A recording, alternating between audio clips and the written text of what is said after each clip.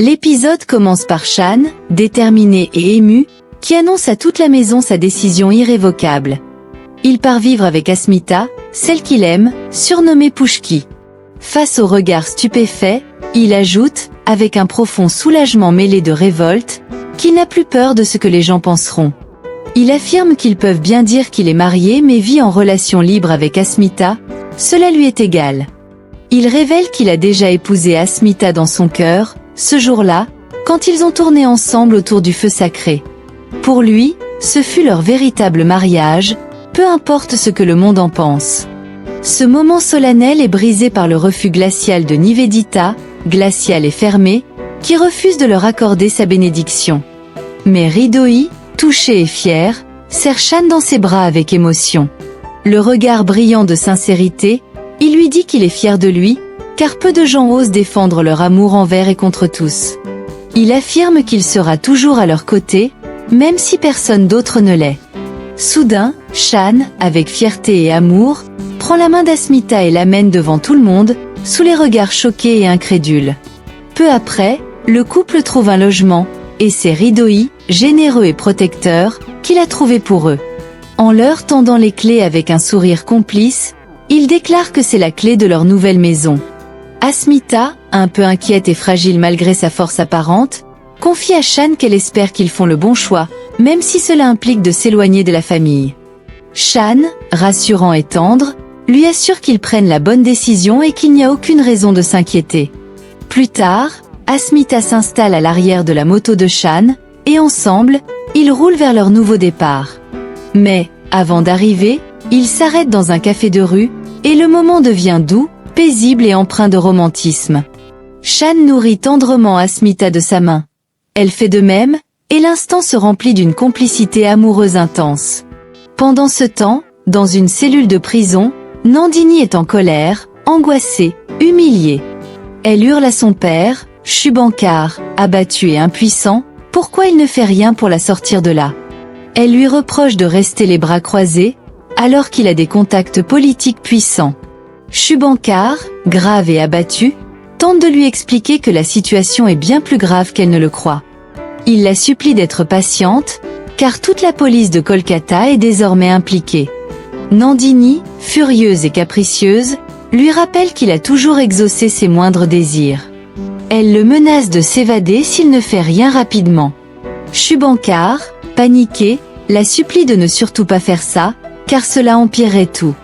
Mais Nandini, rongée par la haine et la jalousie, crache sa colère. Elle affirme qu'Asmita pense s'être débarrassée d'elle en la mettant en prison, mais elle jure de ne pas les laisser être heureux trop longtemps. À ce moment-là, Shubhankar, accablé, annonce que Shan et Asmita ont quitté la maison pour vivre ensemble. Nandini devient hystérique, sa rage éclate. D'une voix haineuse et déchirée, elle jure qu'elle frappera fort et les séparera pour toujours. Elle hurle que Shan lui appartient, rien qu'à elle, et qu'elle le reprendra, même si elle doit l'arracher des bras d'Asmita. De leur côté, Shan et Asmita s'installent paisiblement dans leur nouveau logement. Asmita, joyeuse et taquine, s'empare de toute la penderie de la chambre. Shan, amusé mais faussement indigné, lui demande où il doit mettre ses affaires. Asmita, espiègle, lui répond que c'est un homme et qu'il n'a besoin que d'un petit espace. Il n'a qu'à se contenter d'une armoire dans le salon.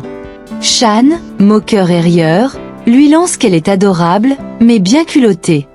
Il plaisante en disant qu'il n'a même pas de place pour lui dans sa propre maison. Il la taquine tendrement en disant qu'elle rêve si elle pense qu'il lui donnera tout le rangement.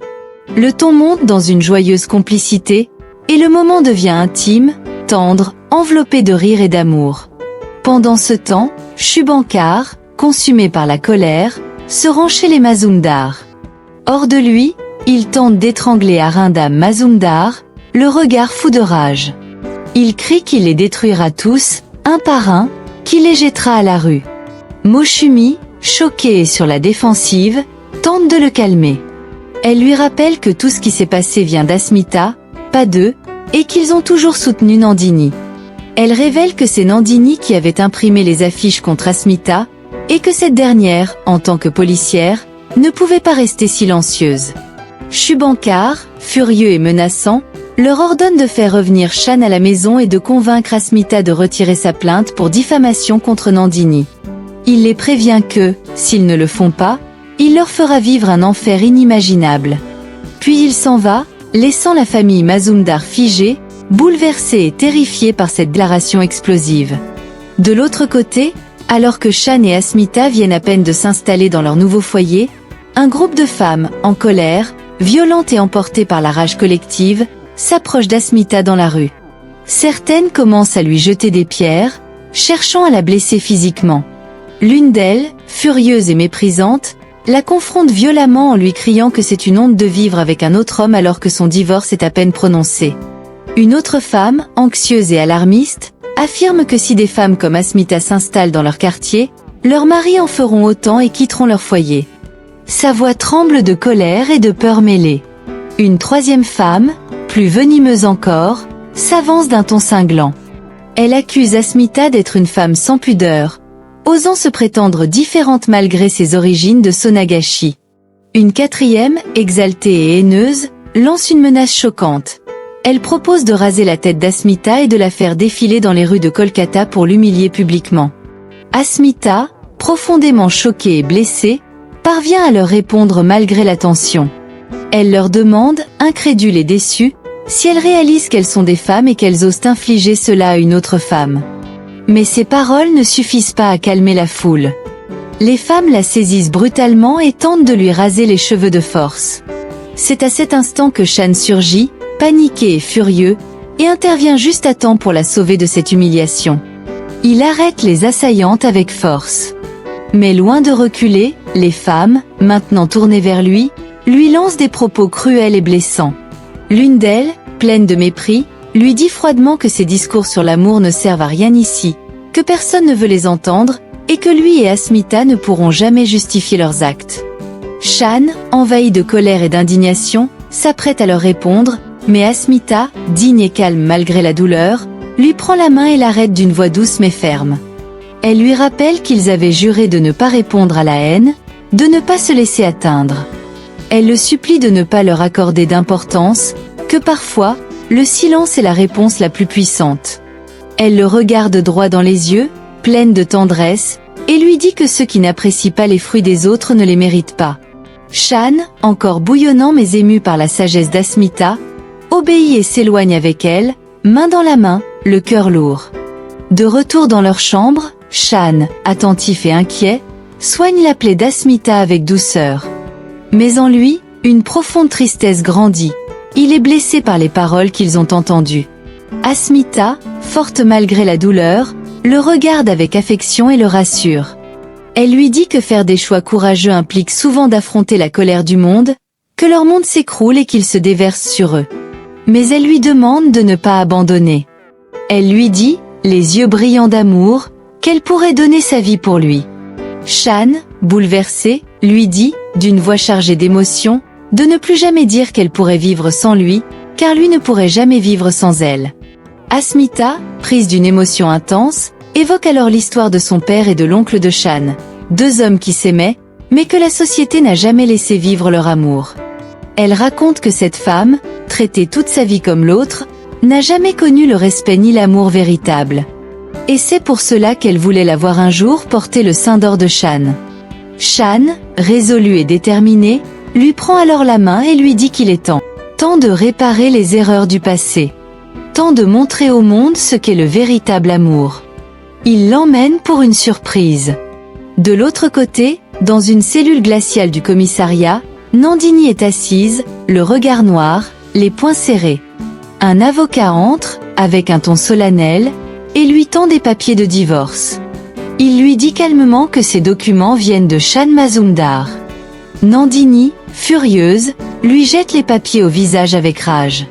L'avocat, agacé, lui rappelle qu'elle est en prison, pas chez elle. Mais Nandini, furibonde, explose. Elle dit, avec un regard fou, que Shan croit vraiment pouvoir la quitter juste parce qu'elle est en prison. Elle hurle qu'elle ne signera jamais. Elle affirme, obsédée, qu'elle aime Shan depuis l'université et qu'elle l'a enchaîné pour cette vie. Elle promet que si elle ne peut pas l'avoir, Asmita non plus ne l'aura pas. Elle jure qu'elle montrera à tous de quoi elle est capable, qu'ils verront des retournements en justice comme jamais. Que Shan paiera pour sa petite puce et pour avoir osé lui envoyer des papiers de divorce. Pendant ce temps, Shan amène Asmita dans un temple. L'ambiance est sacrée, silencieuse, baignée d'une lumière douce. Shan, ému jusqu'aux larmes, se tient face à elle, les mains jointes. D'une voix tremblante d'amour et de sincérité, il lui dit qu'il veut faire d'elle sa femme devant le feu sacré et la déesse. Ensemble, ils tournent autour du feu. Shan, le cœur battant, lui fait des vœux solennels.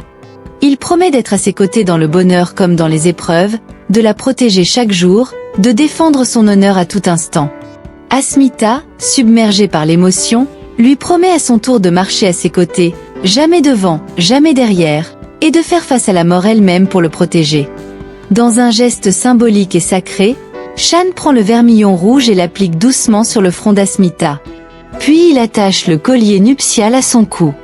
À cet instant précis, leurs regards se croisent, emplis de larmes, de soulagement et de promesses tenues. Ils sont désormais mari et femme. Ils se prennent dans les bras, émus et bouleversés, unis enfin par l'amour, la foi et le courage. Voilà, c'est la fin de cet épisode 131. Si vous voulez voir l'épisode 132, dites-le moi dans les commentaires. Merci d'avoir regardé, et n'oubliez surtout pas de vous abonner à la chaîne.